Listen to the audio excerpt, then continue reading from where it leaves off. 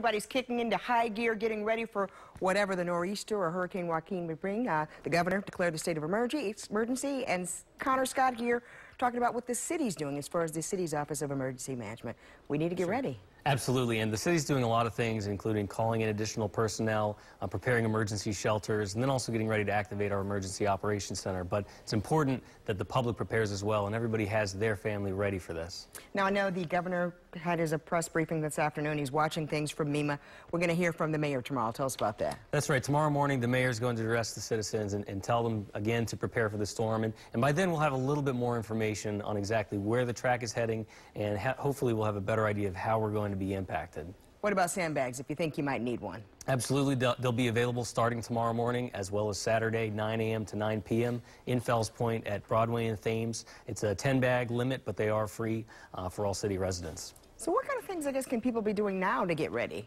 Well, everybody should be thinking through their individual preparedness plan and also stocking up on their emergency preparedness kit. And there are lots of different options for what people can have, but at a minimum, they should have a supply of drinking water. They should also have a battery-operated AM/FM radio, as well as a flashlight. And then they can build up from there and just talk through with your family how you're going to communicate should you become separated, charge your cell phones, put gas in the car, that sort of thing.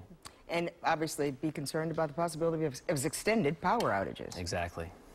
Tell us about any specific areas in the city that you guys are going to be keeping a close eye on. Sure. So we'll be watching all of our lower-lying areas, our areas along the Jones Falls, the streams and creeks in the city, and then, of course, areas like the Inner Harbor and Fells Point, where we've seen flooding in the past from storm systems just like this one.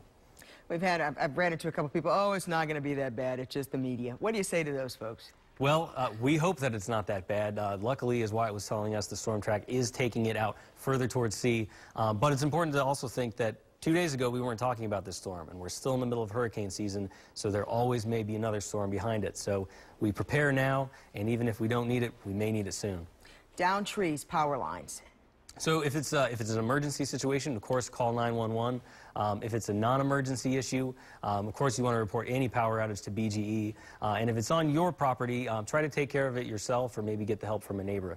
It's also important to keep an eye out for your neighbors. I mean, elderly neighbors or people with young children. Exactly. So first take care of yourself, and once you're taken care of, check on your neighbors, make sure they're okay. The more that we can help each other, the more we'll all be prepared as a system and as a city.